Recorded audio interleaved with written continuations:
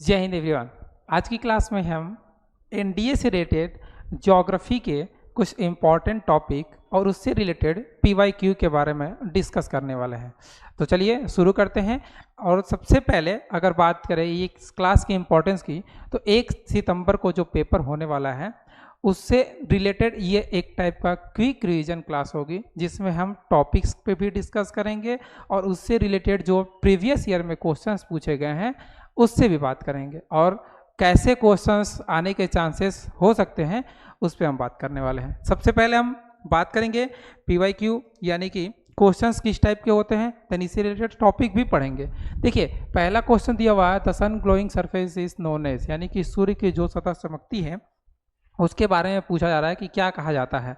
देखिए तो सबसे पहले हम लोग थोड़े से एस्ट्रोनॉमी यानी कि यूनिवर्स से रिलेटेड जो कंसेप्ट है, सोलर सिस्टम है, प्लैनेट, जो भी सैटेलाइट है, इनके बारे में एक ब्रीफ में थोड़ी सी हम नॉलेज सबसे पहले ले लेते हैं, देन इसके बाद से हम बात करेंगे। देखिए अगर बात करें एस्ट्रोनॉमी की, तो इसमें हम बेसिकली जो बात करेंगे वो बात करेंगे यूनिवर्स के बारे में।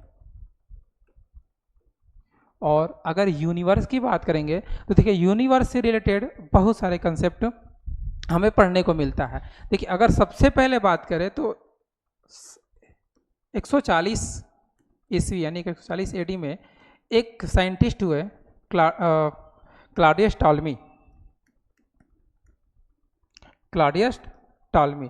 इन्होंने एक कंसेप्ट दिया था। इन्होंने ये कहा था कि जो यूनिवर्स है वो यूनिवर्स के सेंटर में क्या है, अर्थ है, और सूर्य के साथ बाकी जितने भी प्लैनेट हैं, सूर्य के साथ बाकी जितने भी अदर प्लैनेट हैं वो सब पृथ्वी के चारों तरफ चक्कर लगाते हैं। ठीक है, इसी कंसेप्ट को क्या कहा गया, जियो सेंट्रिक कंसेप्ट। ये हो गया। ठीक है, कंसेप्ट का नाम थोड़ा सा आपको लगेगा कि हाँ अजीब है, लेकिन हाँ जियोसेंट्रिक यानी कि ये जियो में किसकी बात हम कर रहे हैं, पृथ्वी की बात कर रहे हैं। सेंट्रिक मतलब सेंटर की बात कर रहे हैं। देन इसी से रिलेटेड एक और कंसेप्ट आया जो जस्ट इसके अपोजिट था, वो था 1543 में। ये कंसेप्ट था, इसमें बताया गया और बताने वाले जो साइंटिस्ट थे वो थे कॉपरनिकस ने जो कंसेप्ट दिया था उसमें इन्होंने बताया था कि ब्रह्मांड के केंद्र में जो है वो सूर्य है और पृथ्वी सहित जितने भी प्लैनेट हैं वो सूर्य के चारों तरफ घूमते हैं। ये कंसेप्ट हमें देखने को मिलता है और इस कंसेप्ट को हम कहते हैं हेलियोसेंट्रिक कंसेप्ट। इससे रिलेटेड ये दो कंसेप्ट हो गए यूनिवर्स से। इसके अलावा यूनिवर्स से रिलेटेड कुछ और भी फेमस कंसेप्ट हुए, जिसमें आप सबसे पहले जानते होंगे बिग बैंग थ्योरी के बारे में। बिग बैंग थ्योरी, और बिग बैंग थ्योरी की अगर हम बात करें तो ये कंसेप्ट जो है वो दिया था जॉर्ज लेमेत्रे ने। इस कंसेप्ट को जॉर्ज लेमेट्रे ने दिया था और इस कंसेप्ट के थ्रू ही हमें पता चला था कि ब्रह्मांड कैसे एक छोटे से मटर के दाने के समान था और उसमें विस्फोट से पूरे का पूरा ब्रह्मांड का निर्माण हुआ था। इसके बाद से और भी बहुत सारे कंसेप्ट थे जो ब्रह्मांड को एक्सप्लेन किए कि ब्रह्मांड का निर्माण कैसे हुआ, उसकी ओरिजिन कैसे हुआ। उसमें एक कंसेप्ट था स्टेडी स्टेट थ्योरी। इस कंसेप्ट को देने वाले जो साइंटिस्ट थे, एक थे थॉमस गोल्ड और दूसरे साइंटिस्ट थे वो थे हर्मन बॉडी। ये दो साइंटिस्ट थे जिन्होंने स्टेडी स्टेट थ्योरी के बारे में बताया। देन इसके अलावा एक कंसेप्ट था पल्सेटिंग यूनिवर्स थ्योरी। और इस कंसेप्ट को डॉक्टर एलन सैंडेज ने दिया था। देखिए, इन साइंटिस्ट का नाम हमें याद रहना जरूरी है, क्योंकि कभी मैच द फॉलोइंग में ये सारे साइंटिस्ट का नाम आ सकता है, इसीलिए इनका नाम याद रखे रहेगा। और ये सारे के सारे कंसेप्ट जो है यूनिवर्स को एक्सप्लेन करते हैं कि यूनिवर्स कैसे बना। बिग बैंग थियरी में बताया गया कि एक मटर के समान था और उसमें विस्फोट हुआ, और प्रेजेंट टाइम में जो हम यूनिवर्स के बारे में पढ़ते हैं, यानी कि गैलेक्सीज, स्टार्स, कॉमेट्स, जितनी भी सारी चीज़ें हैं, नेबुला, इन सब चीज़ों का निर्माण हुआ। तो सबसे पहले अगर बात करें तो जो हमने स्टार्टिंग में कंसेप्ट पढ़ा था, इस कंसेप्ट में ये बताया जा रहा था कि ब्रह्मांड के केंद्र में पृथ्वी है, जियोसेंट्रिक कंसेप्ट। और इस कंसेप्ट में बताया गया कोपरनिकस के थ्रू कि ब्रह्मांड के केंद्र में सूर्य है, यानी कि हेलियोसेंट्रिक कंसेप्ट। तो अब देखते हैं कि ब्रह्मांड में है क्या क्या। तो देखिए, सबसे पहले अगर हम देखेंगे यूनिवर्स में, तो यूनिवर्स की अगर बात करें यूनिवर्स में, तो यूनिवर्स में हमें गैलेक्सी मिलेंगी। और यानी कि यूनिवर्स क्या है, गैलेक्सी का ग्रुप है। ठीक है, गैलेक्सी कितनी गैलेक्सी, यानी कि 100 बिलियंस, 100 बिलियंस का ग्रुप है गैलेक्सी। ठीक है, देन अगर गैलेक्सी की यहां से बात करें कि गैलेक्सी क्या है, तो Galaxy is a group of stars, यानी कि ग्रुप ऑफ स्टार। और कितने स्टार्स की ग्रुप है ये, तो सेम ये भी 100 बिलियंस। ठीक है, तो यहां से हमें यूनिवर्स का कुछ स्ट्रक्चर देखने को मिलता है, यानी कि अगर हम एज्यूम करें कि ये यूनिवर्स है, तो यूनिवर्स में हमें बहुत सारी गैलेक्सी देखने को मिलेंगी। और देखिए, गैलेक्सी का शेप जरूरी नहीं है कि हम बना रहे हैं जैसा वैसा, यानी कि स्पाइरल ही हो। गैलेक्सी इरेगुलर शेप में, इलिप्टिकल शेप में और स्पाइरल शेप, यानी कि 3 टाइप में गैलेक्सीज भी हमें देखने को मिल सकती है। अगर गैलेक्सी की बात करें तो एक गैलेक्सी होती है जो स्पाइरल होती है, यानी कि सर्पिली होती है, एक होती है इलिप्टिकल होती है, और एक जो गैलेक्सी होती है वो इरेगुलर शेप में होती है। तो अगर हम यूनिवर्स के कंसेप्ट की बात करते हैं, तो ये पूरा का पूरा अगर यूनिवर्स है, तो इस यूनिवर्स में 100 बिलियंस गैलेक्सीज हैं। और इस गैलेक्सी में से अगर हम किसी एक गैलेक्सी की बात करें, किसी भी एक गैलेक्सी के बारे में अगर हम बात करें, मान लीजिए जैसे वो मिल्की वे हो, जो हमारी गैलेक्सी है जिसमें हमारा सौरमंडल है, मिल्की वे हो, तो इस मिल्की वे में अब हमें क्या मिलेंगे, 100 बिलियंस स्टार्स मिलेंगे। और इसी गैलेक्सी में हमें यहां पर क्या मिलेगा, सोलर सिस्टम।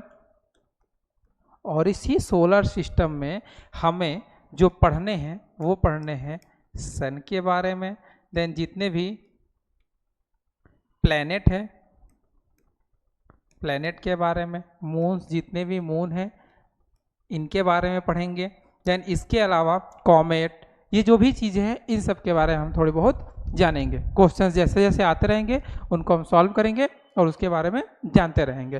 ठीक है, तो देखिए ये ओवरऑल एक हमें मिल जाता है ब्रह्मांड का कंसेप्ट। देखिए, अगर देखेंगे कि यूनिवर्स में क्या क्या है, तो इस फिगर के थ्रू आप देख सकते हैं एक गैलेक्सी फॉर्म हो रही है, और वो गैलेक्सी है हमारी मिल्की वे। और इस मिल्की वे में आपको सन के पास में जूम आउट करके दिखाया जा रहा है कि पूरा का पूरा सोलर सिस्टम का फॉर्मेशन कैसे हुआ है। ये रहा हमारा सोलर सिस्टम।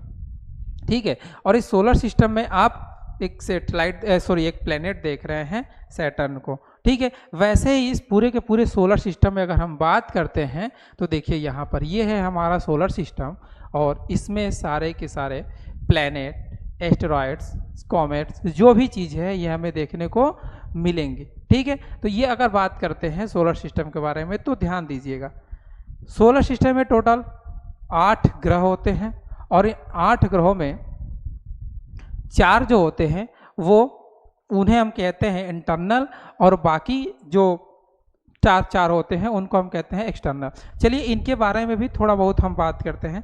अभी हमें सन दिखाई दे रहा है, सन के बिल्कुल करीब जो है वो हमें दिख रहा है, सन के बिल्कुल करीब में हमें दिख रहा होगा वो है मरकरी। तो चलिए एक फिगर के थ्रू समझते हैं कि पूरा का पूरा सोलर सिस्टम का स्ट्रक्चर क्या है। ठीक है,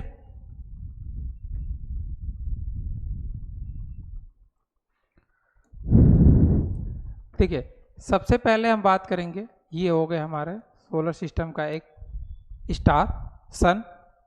ठीक है, और इसके सबसे पास पे अगर हम देखते हैं तो एक प्लेनेट हमें दिखाई देगा जिसे हम कहेंगे मरकरी। देन इसके बाद से जो हमें दिखाई देगा वो होगा वीनस।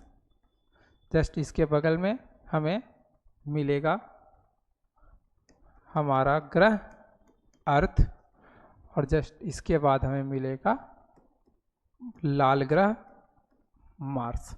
ठीक है, जस्ट इसके बाद से हमें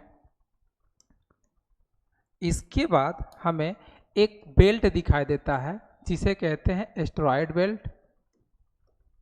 ठीक है, ये एस्टेरॉयड बेल्ट पूरे के पूरे चारों तरफ हमें दिखाई देते हैं, और इसके बाद से हमें सौरमंडल का सबसे बड़ा उपग्रह दिखाई देता है, सबसे बड़ा ग्रह जिसे कहते हैं जुपिटर। देन इसके बाद से सैटर्न, देन इसके बाद से यूरेनस, एंड लास्ट में हमें देखने को मिलेगा नेपच्यून। ये हमारे सौरमंडल के 8 उपग्रह ग्रह हो गए। ठीक है, इसमें अगर हम बात करेंगे तो स्टार्टिंग में हमें जो 4 देखने को मिलते हैं, इन चारों को हम क्या कहते हैं? Internal planet. Internal planet. Then इसके अलावा इन्हें हम रॉकी प्लैनेट, इसके अलावा टेरेस्ट्रियल प्लैनेट भी इन्हें हम कहते हैं। ठीक है, तो ये इन चारों को हम इंटरनल प्लैनेट, रॉकी प्लैनेट या टेरेस्ट्रियल प्लैनेट कहते हैं। टेरेस्ट्रियल प्लैनेट क्यों? क्योंकि सब में हमें स्थल देखने को मिलते हैं। रॉकी प्लैनेट पृथ्वी पे रॉक्स मिलते हैं, बाकी इसके अलावा सारा का सारे जितने भी ये चारों हैं इन सब का स्ट्रक्चर पृथ्वी से मिलता जुलता है, इसीलिए रॉकी प्लैनेट भी कहते हैं। और एस्टेरॉयड बेल्ट के अंदर की तरफ है, इसलिए इन्हें हम क्या कहते हैं? इंटरनल प्लैनेट कहते हैं। ये रहा एस्टेरॉयड्स, ठीक है, इसके अंदर की तरफ है, यानी कि सूर्य और एस्टेरॉयड के बीच में जो भी ग्रह में मिलते हैं उन्हें हम इंटरनल प्लैनेट कहते हैं। इसके अलावा अगर हम इन चारों की बात करें तो इन चारों में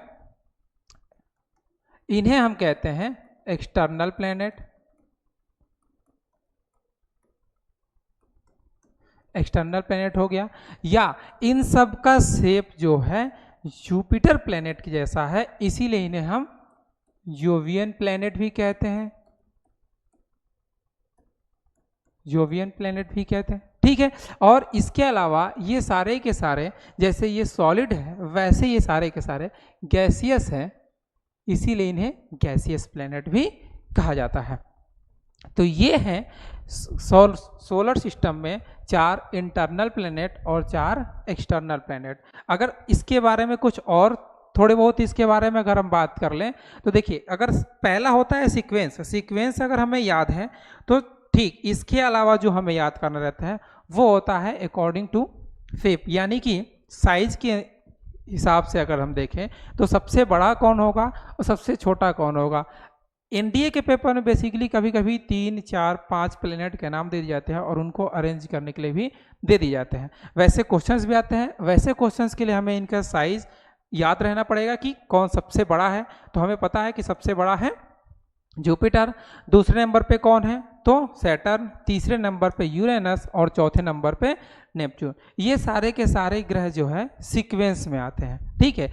इसके अलावा अगर हम बात करें तो 5वें नंबर पे पृथ्वी, यानी कि पृथ्वी और 5, ये अगर हम याद रखेंगे तो 5वें नंबर पे पृथ्वी, और पृथ्वी की जुड़वा बहन जो हम कहते हैं वो कहते हैं वीनस को। तो वीनस 6ठे नंबर पे। सोलर सिस्टम में टोटल 8 ग्रह होते हैं, 8 प्लैनेट होते हैं, इसीलिए सबसे छोटा जो होता है वो होता है मरकरी, तो उसे हम 8 नंबर दे देंगे। एक बच गया मार्स, जिसे हम 7 नंबर पे रख देंगे। ठीक है, इस तरह से हमें पूरे के पूरा साइज के अकॉर्डिंग हमें प्लेनेट के बारे में पता चल जाएगा। ठीक है, अगर इसकी रोटेशन की रिवॉल्यूशन की बात करें कि ये सारे के सारे प्लेनेट सूर्य का एक चक्कर कितने दिन में पूरा करते हैं या किस प्लेनेट के पास कितने सैटेलाइट है, ये भी थोड़ा बहुत हम ओवरव्यू में देख लेते हैं। देखिए, सबसे पहले अगर हम बात करें कि किसके पास कितने सैटेलाइट हैं, तो मरकरी के पास एक भी उपग्रह नहीं है। ठीक है, मरकरी के पास एक भी उपग्रह नहीं, वीनस के पास भी एक भी उपग्रह नहीं है। अर्थ के पास जो है वो एक है, केवल चंद्रमा, और मार्स के पास है वो है 2। इसमें से एक है फोबोस और दूसरा है डिमोस, ये भी आपको पता होगा। और इनका साइज जो है सबसे छोटा है, यानी कि सोलर सिस्टम में अगर स्मॉलेस्ट प्लैनेट की हम स्मॉलेस्ट सैटेलाइट की बात करते हैं, नेचुरल सैटेलाइट की, तो वो हो जाता है डिमोस, जो मंगल ग्रह का है। ठीक है, इसके बाद से जुपिटर की बात करेंगे तो इसके जो उपग्रह की संख्या है 95 प्लस के आसपास करंट में अगर हम देखेंगे दिसंबर 2023 तक अगर हम देखेंगे तो ये 95 के आसपास है।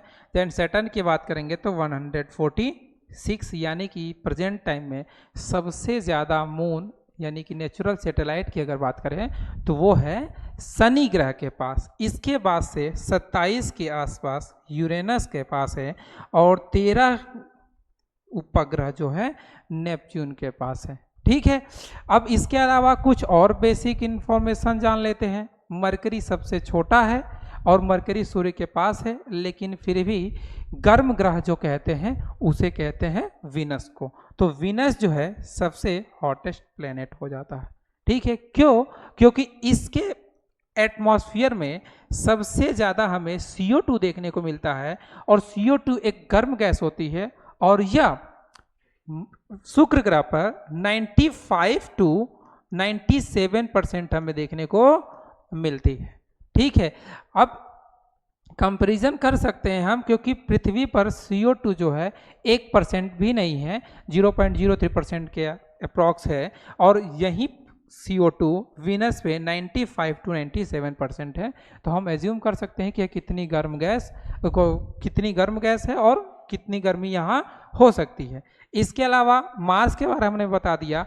मार्स पर एक पर्वत की चोटी है जिसे कहते हैं निक्स ओलंपिया, और यह पूरे यूनिवर्स में या पूरे सोलर सिस्टम में हम देखें तो सबसे ऊंची चोटी है जिसे निक्स ओलंपिया कहते हैं, और इसकी हाइट माउंट एवरेस्ट की 3 टाइम्स यानी कि 3 गुनी है।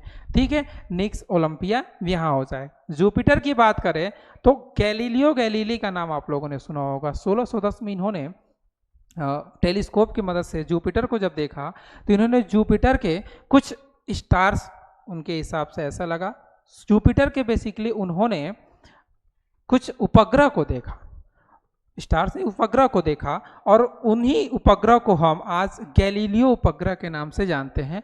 इनमें सोलर सिस्टम का सबसे बड़ा उपग्रह गैनीमेड, यूरोपा, आयो और कैलिस्टो, ये चारों ग्रहों को गैलीलियो ने देखा था जुपिटर के आसपास घूमते हुए। ठीक है, तो जुपिटर के ये आपके सारे के सारे कितने टोटल उपग्रह हैं? 95, जिसमें से मेन है गैनीमेड जो सोलर सिस्टम में सबसे बड़ा उपग्रह है। इसके अलावा सैटर्न की बात करें तो सबसे ज़्यादा सैटेलाइट इस समय सैटर्न के पास है, और टाइटन जो है सैटर्न का एक मेन है। फोबे भी है इसके पास, टाइटन के पास। ठीक है, यूरेनस की बात करें तो यह सबसे ठंडा ग्रह है। ठीक है, और नेपच्यून की बात करें तो यह जो है यूनिवर्स में हमें सोलर सिस्टम में हरा ग्रह के रूप में दिखाई देता है, क्योंकि इन ग्रहों पे अगर हम देखेंगे तो मीथेन हमें ज़्यादा देखने को मिलता है, जिसके वजह से इनका कलर जो है हमें हरा दिखाई देता है। तो ये कुछ बेसिक इन्फॉर्मेशन रही है। अब इसके बाद से हम सॉल्व करते हैं कुछ क्वेश्चंस और उसके बाद से हम आगे की बात करेंगे। ठीक है, तो चलिए आज का पहला क्वेश्चन देखते हैं। अच्छा, पहला क्वेश्चन में सबसे पहले सन की बात किया था, तो सन के बारे में भी थोड़ा सा हम यहाँ डिस्कस कर लेते हैं। देखिए, सूर्य की अगर हम बात करें तो सूर्य का जो सेंटर होता है उसे हम कह देते हैं कोर, एक होता है सूर्य का जो केंद्र वाला भाग होता है जिसे कोर कहते हैं। देन इसके अलावा इसका बाहर वाला जो भाग होता है इसे कहते हैं रेडिएटिव जोन। और इसके आउटर लेयर में, यानी कि जैसे पृथ्वी को 3 पार्ट में बांटते हैं वैसे इसे भी हम 3 पार्ट में बांट देते हैं। तो एक हो गया आपका कोर वाला एरिया, एक हो गया रेडिएटिव जोन और एक हो गया कन्वेक्टिव जोन। ये 3 पार्ट होता है सूर्य का, ठीक है। और कोर में ही हाइड्रोजन का हीलियम में क्या क्या होता है, फ्यूजन होता रहता है, जिससे एनर्जी हमें मिलती रहती है। तो ये हो गया सूर्य का 3 पार्ट। और जो बाहर का आउटर लेयर होता है, इस आउटर लेयर में भी हमें 3 पार्ट देखने को मिलते हैं, जिसमें बेसिकली एक मिलता है फोटोस्फीयर, यह ऑप्शन में आपको दिया हुआ है। दूसरा मिलता है क्रोमोस्फीयर और एक आपको पार्ट मिलता है और एक होता है आपका कोरोना। ये कोरोना कोविड वाला नहीं है। एक्चुअल में जब सूर्य ग्रहण होता है उस टाइम पे सूर्य को देखने से मना किया जाता है, क्योंकि सूर्य का जो भाग वो दिखाई देता है कोरोना होता है और वो काफ़ी हानिकारक होता है इसीलिए। तो इसके सूर्य का जो भाग हमें सूर्य ग्रहण के समय दिखाई देता है उसे हम कोरोना कहते हैं। और फोटोस्फीयर यानी कि जब बराबर हम सूर्य को देखते रहते हैं तो जो चमक हमें दिखाई देता है उसे हम फोटोस्फीयर या प्रकाश मंडल कहते हैं, ठीक है। तो इस तरह से सूर्य के 3 पार्ट का नाम याद रख रहिए, क्रोमोस्फीयर, फोटोस्फीयर और इसके अलावा आपका जो कोरोना हो गया, ये याद रखिएगा। तो इसका जो आंसर हो जाएगा the sun glowing surface is known as, उसे कहते हैं हम फोटोस्फीयर, ठीक है। नेक्स्ट क्वेश्चंस की बात करते हैं।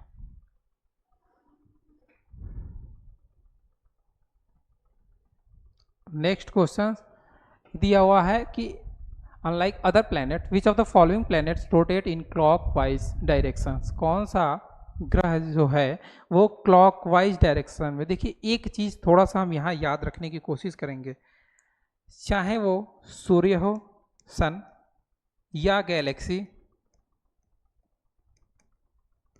या प्लैनेट, यानी कि अर्थ नहीं, मैं बता दे रहा हूँ प्लैनेट, गैलेक्सी हो गई, सन हो गया या प्लैनेट हो गए, बेसिकली इनका डायरेक्शन हम जो देखते हैं वो होता है वेस्ट टू ईस्ट।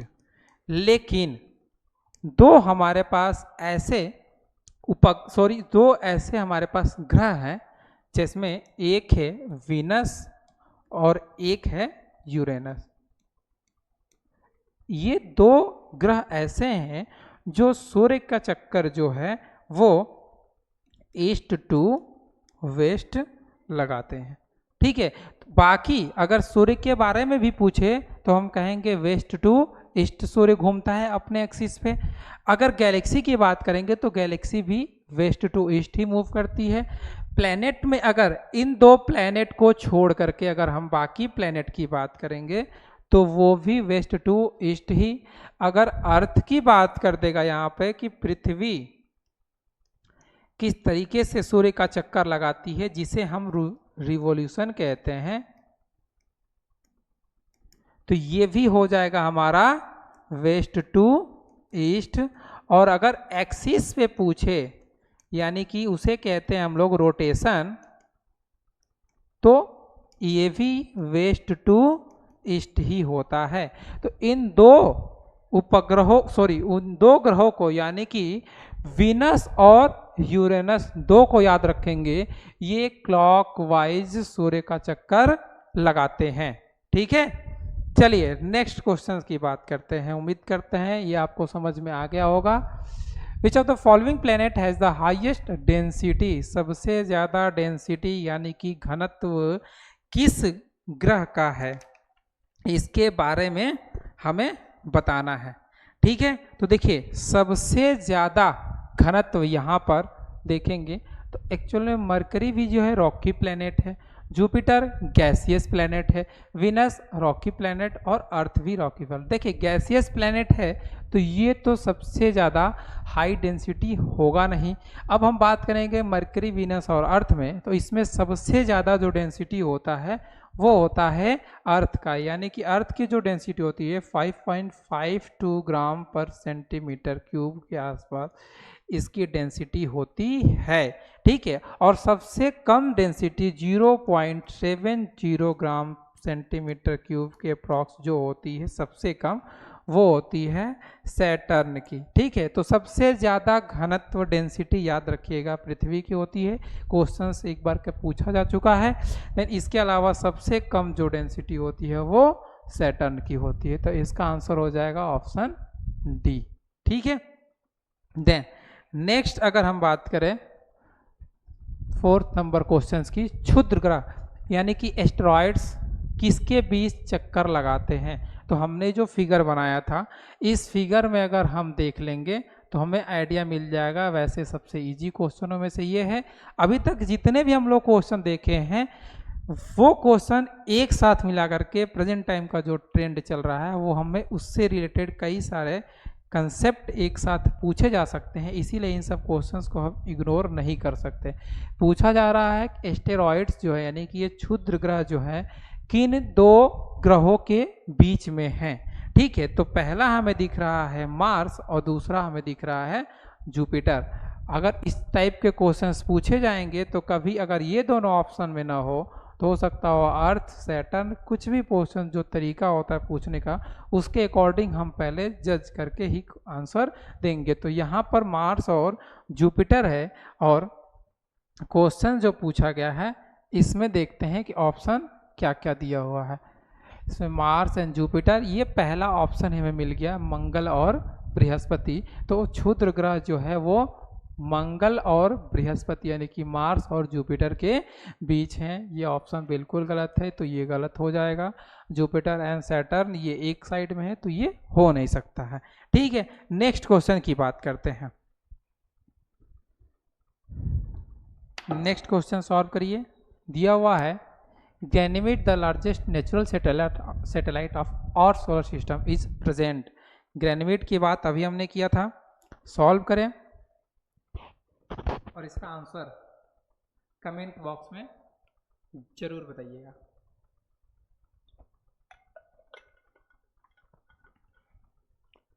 और अगर किसी क्वेश्चन में डाउट हो तो उसको कमेंट आप कर दीजिएगा ताकि आपको उसको बताया जा सके नेक्स्ट वीडियो में या मैसेज के थ्रू, जिस तरह से भी हो।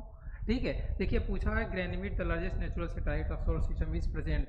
हमारे सौरमंडल का सबसे बड़ा उपग्रह गैनीमेड कहाँ उपस्थित है, मौजूद है। तो गैनीमेड जो है बृहस्पति यानी कि सौरमंडल का जो सबसे बड़ा ग्रह है उसी का सबसे बड़ा उपग्रह भी है।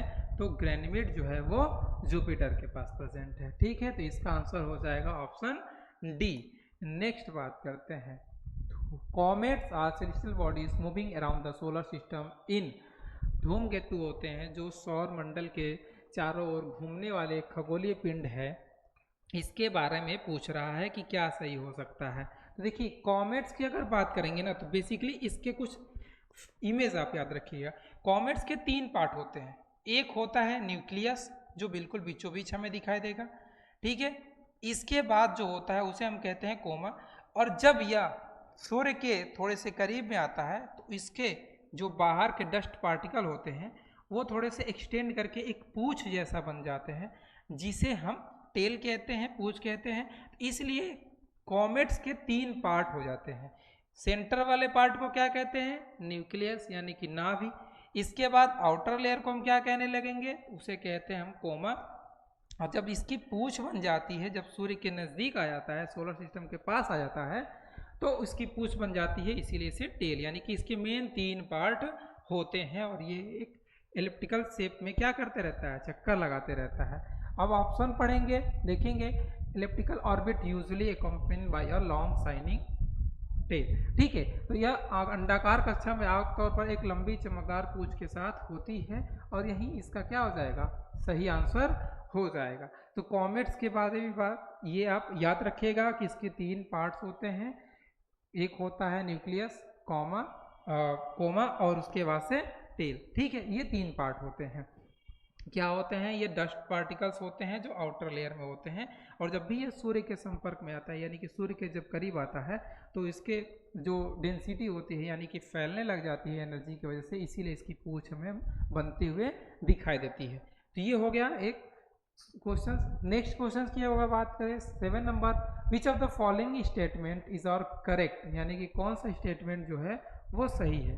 इसमें पहला कह रहा है कि in comparison to the Jupiter planet earth display eclipse more frequently, यानी कि बृहस्पति की तुलना में, बृहस्पति यानी कि जुपिटर के कंपैरिजन में अगर हम बात करें तो पृथ्वी पर यानी कि अर्थ पे सबसे ज़्यादा इक्लिप्स यानी कि ग्रहण हमें देखने को मिलते हैं।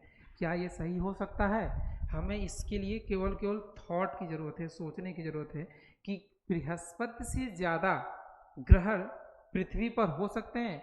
नहीं। क्यों? क्योंकि पृथ्वी पर केवल एक मून है, और ग्रहण हम कब देखते हैं? जब चंद्रमा सूर्य का डायरेक्शन चेंज होता है। कहेंगे कि सर क्या बात कह रहे हैं? देखिए बात ऐसा है, ये कह रहा है कि बृहस्पति की तुलना में पृथ्वी ग्रह पर अधिक हमें ग्रहण जो यानी कि सूर्य ग्रहण या चंद्र ग्रहण की बात कर रहा है देखने को मिलता है। तो नहीं, अब ऐसे आप सिंपल से कंपैरिजन कर सकते हैं कि जैसे अभी हमने बात किया कि 95 के आसपास बृहस्पति पर चंद्रमा यानी कि सैटेलाइट की संख्या है, तो वहाँ ज़्यादा ग्रहण आएंगे कि पृथ्वी पर ज़्यादा आएंगे।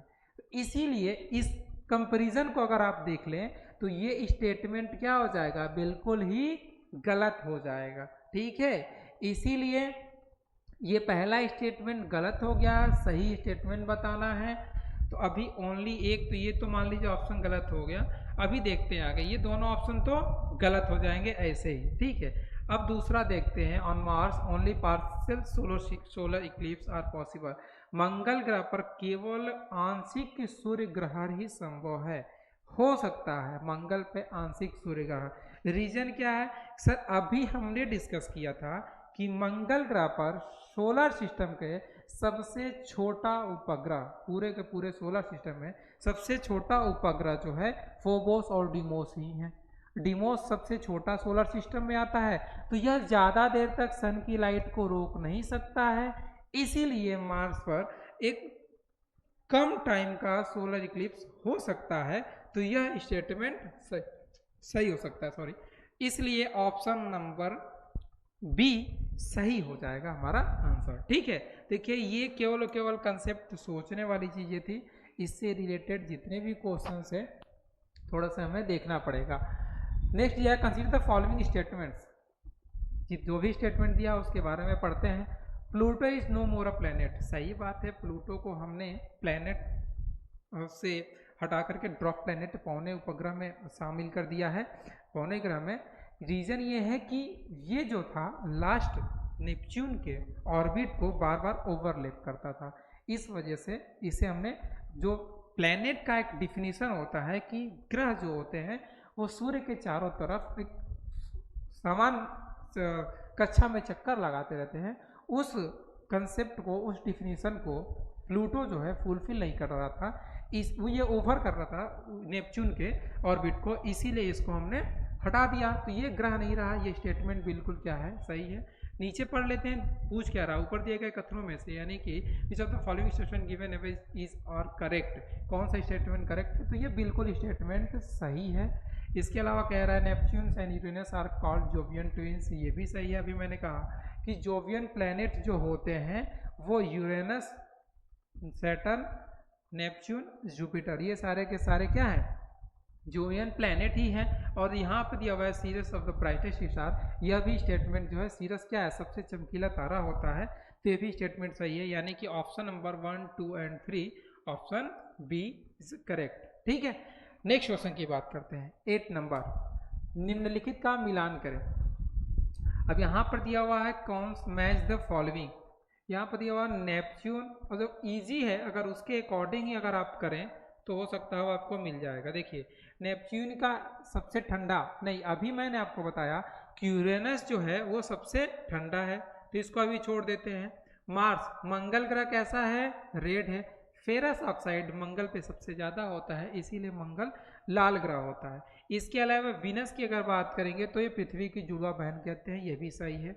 बी का 2 और सी का 3, बी का 2 सी का 3, इस बेस पर भी अगर हम चाहें तो आंसर नंबर ए को कर सकते हैं। नहीं, इसके अलावा अगर देखेंगे तो नेपच्यून ये ग्रीन प्लैनेट है, यूरेनस कोल्डेस्ट प्लैनेट है, इसीलिए ऑप्शन 4 2 3 1।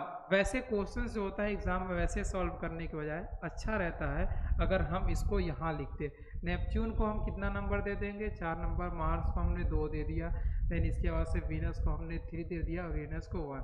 4 2 3 1 ये ऑप्शन सही रहता है, इस तरह से करना चाहिए, क्योंकि ऐसे क्वेश्चन तो हम सॉल्व कर लेते हैं बट ऑप्शन गलत लगा देते हैं, तो थोड़ा सा एग्जाम में हमें इस चीज़ के लिए भी फोकस करना पड़ता है। ठीक है, एग्जाम में हर चीज़ को मैनेज करना ज़्यादा जरूरी है क्वेश्चन सॉल्व करने से।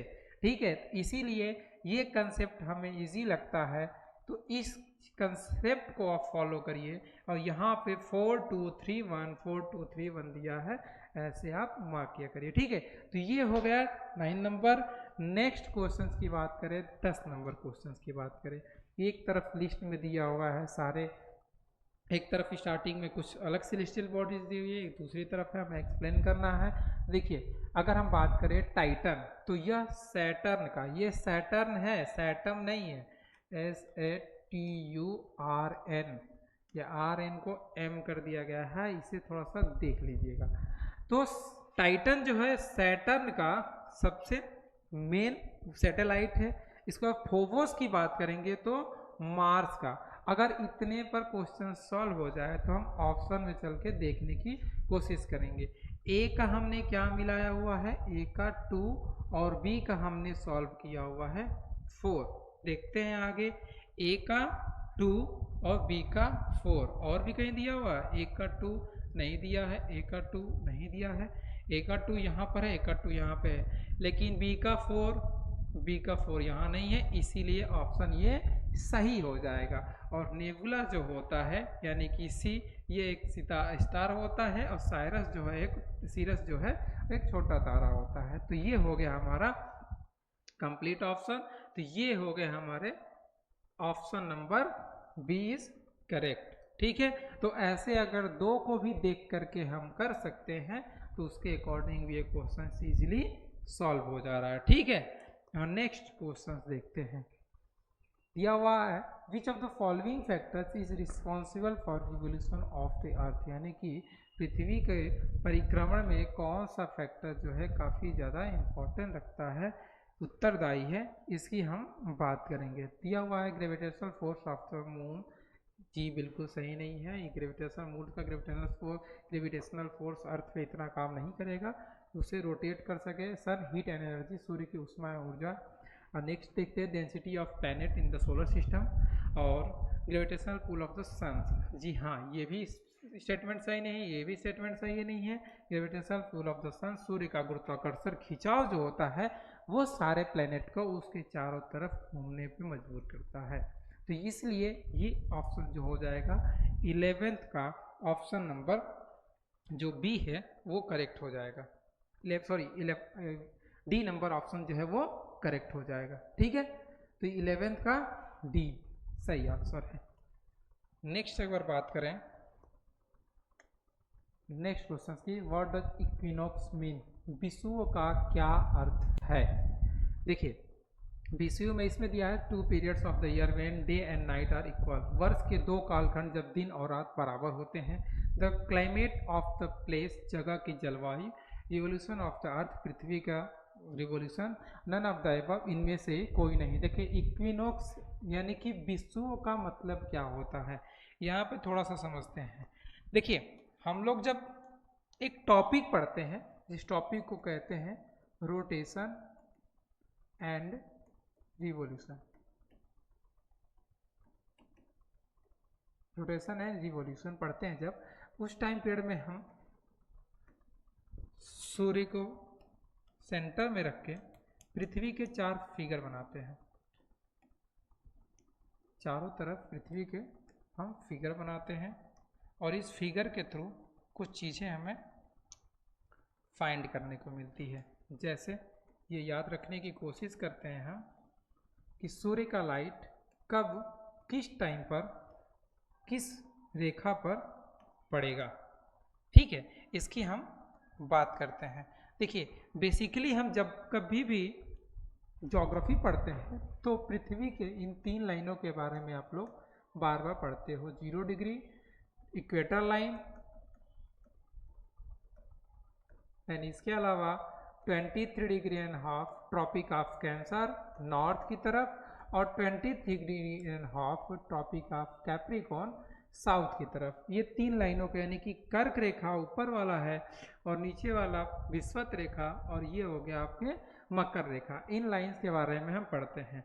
और पूरे साल सूर्य की जो लाइट है वो कर्क रेखा से मकर रेखा के बीच में ही मूव करती रहती है।